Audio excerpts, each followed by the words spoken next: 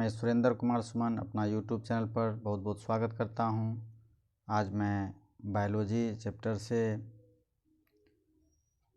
Class 9th page का मैं कुछ मोस्ट इम्पोर्टेंट ऑब्जेक्टिव क्वेश्चन लेकर आया हूं। साथियों, आप देख सकते हैं जो सभी प्रकार के एग्जामिनेशन के लिए काफ़ी इम्पोर्टेंट्स रहने वाला है। चलिए मैं शुरू करता हूं। देखिए, फर्स्ट में लिखा हुआ है, कोशिका विभाजन को सबसे पहले किसने देखा था। तो साथियों, कोशिका को तो सबसे पहले रॉबर्ट हुक ने देखा था, लेकिन कोशिका विभाजन को सबसे पहले बिरचो ने देखा था। इसमें बिरचाऊ लिखा हुआ है, लेकिन इसका सही नाम जो है साइंस में बिरचो लिखा हुआ है। नेक्स्ट है, रासायनिक दृष्टिकोण से कोशिका झिल्ली किसकी बनी होती है। तो आप जानते होंगे फास्फोलिपिड एवं प्रोटीन की कोशिका झिल्ली बनी होती है। नेक्स्ट है, 1861 में किस वैज्ञानिक ने जीव द्रव्यवाद का प्रतिपादन किया था। तो ये है मैक्स शुल्ज। नेक्स्ट है, कौन सा अंग प्राय जंतु कोशिकाओं में उपस्थित नहीं होता है। तो साथियों, ये लवक होता है जो आपका पादप कोशिकाओं में होता है। आप जानते होंगे लवक 3 प्रकार के होते हैं, क्रोमोप्लास्ट, ल्यूकोप्लास्ट और क्लोरोप्लास्ट। नेक्स्ट है, माइटोकॉन्ड्रिया में किस में अनुपस्थित होता है। माइटोकॉन्ड्रिया किस में अनुपस्थित होता है। तो माइटोकॉन्ड्रिया जो है खास करके जीवाणु में, विषाणु में, ये सब में नहीं पाया जाता है। नेक्स्ट है, जीन शब्द का प्रयोग सबसे पहले किसने किया था। तो साथियों, जोहानसेन ने किया था जीन शब्द का प्रयोग। नेक्स्ट है, गुणसूत्रों का निर्माण किस पदार्थ से होता है। तो गुणसूत्र का निर्माण साथियों आपका क्रोमेटिन जालिका से होती है। नेक्स्ट है, माइटोकॉन्ड्रिया का भीतरीकरण क्या कहलाता है। तो माइटोकॉन्ड्रिया का भीतरीकरण क्रिस्टी कहलाता है। नेक्स्ट है, डीएनए से आरएनए बनाने की विधि को क्या कहते हैं। तो देख लीजिए आप, ट्रांसक्रिप्शन नाम है, ट्रांसक्रिप्शन, जो डीएनए से आरएनए की बनाने की विधि को कहते हैं। नेक्स्ट है, आरएनए से डीएनए की बनाने की विधि को रिवर्स ट्रांसक्रिप्शन कहते हैं। इसको याद रख लेना है, इसमें कन्फ्यूजन होने की संभावना होती है। डीएनए से आरएनए को ट्रांसक्रिप्शन आपको याद रखना है, डी से डी और आर। तो ये इस तरह से आप, जैसे डी से आप टॉ यदि कर लेते हैं, आर से रॉ, तो आपको याद हो जाएगा। नेक्स्ट है, अनुवांशिकी संबंधी प्रयोग के लिए मेंडल ने किस पौधे का चुनाव किया था। तो आप जानते ही होंगे ये मटर का किया था।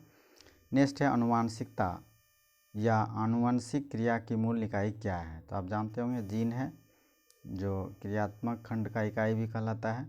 गुणसूत्रों में पाए जाने वाले आनुवंशिक पदार्थ को क्या कहते हैं। साथियों, ये आपका जीनोम कहलाता है। नेक्स्ट है, पाचक नल का विस्तार कहाँ से कहाँ तक होता है। तो आप जानते ही होंगे मुख से मलद्वार तक होता है, यानी मुख गुहा से लेकर रेक्टम तक होता है। पाचक नाल की लंबाई लगभग कितनी होती है। साथियों, ये 33 फीट होती है। नेक्स्ट है, अमाशय की लंबाई लगभग कितनी होती है। तो आप ये भी जानते होंगे 30 सेंटीमीटर होता है। और आहार नाल की लंबाई 8 से 10 मीटर, मीटर में यदि पूछा जाए तो 8 से 10 मीटर होता है। नेक्स्ट है, पित्त का रंग किस प्रकार का होता है। पित्त का रंग किस प्रकार का होता है। तो ये पीला हरा होता है साथियों। नेक्स्ट है, पित्त का पीएच मान क्या होता है। तो ये क्षारीय प्रकृति की होती है, ये 7.7 होता है। मनुष्य में कितना पित्त प्रतिदिन बनता है। तो ये 700 ml से लेकर 1000 ml तक बनता है। ग्रहणी क्या है। तो आप जानते होंगे ग्रहणी एक नलिका है।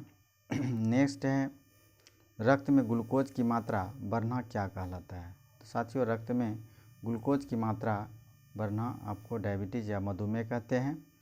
नेक्स्ट है, मानव शरीर की सबसे बड़ी ग्रंथि कौन सी है। तो आप जानते होंगे यकृत है, और दूसरा सबसे बड़ी ग्रंथि है अग्नाशय। नेक्स्ट है, भोजन में जहर देकर मारने वाले व्यक्ति को मृत्यु के कारण की जांच में महत्वपूर्ण सुराग देने वाला अंग कौन है। तो आप जानते होंगे साथियों, ये यकृत है, यानी लीवर। नेक्स्ट है, हृदय का रंग किस प्रकार का होता है। तो साथियों, हृदय का रंग लाल होता है।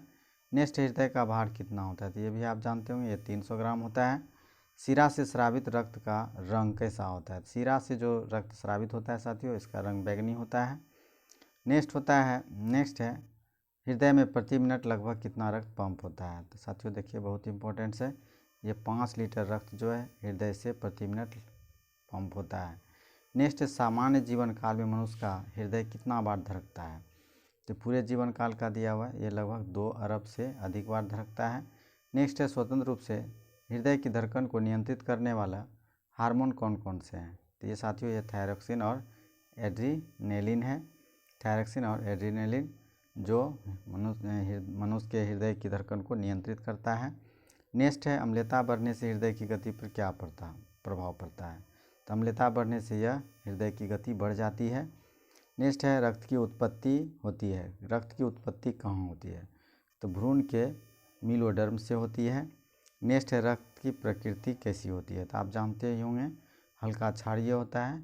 ये 7.4 इसका pH मान होता है। नेक्स्ट है रक्त मुख्य रूप से किसका वाहक है। साथियों रक्त जो है मुख्य रूप से ऑक्सीजन का वाहक है, जिसपे हीमोग्लोबिन जो है ऑक्सीजन का वाहन करती है।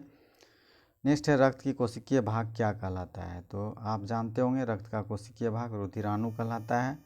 नेक्स्ट है हीमोग्लोबिन में पाए जाने वाला रंजक क्या है, तो ये हीम कहलाता है। साथियों ये लाल होता है जिसको RBC कहते हैं। लाल रक्त कण का निर्माण कहाँ होता है, तो ये आप जानते होंगे अस्थि मज्जा में होती है।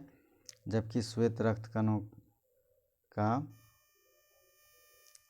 नेक्स्ट श्वेत रक्त कण का मुख्य कार्य क्या है, तो ये है आपका रोग से रक्षा करना।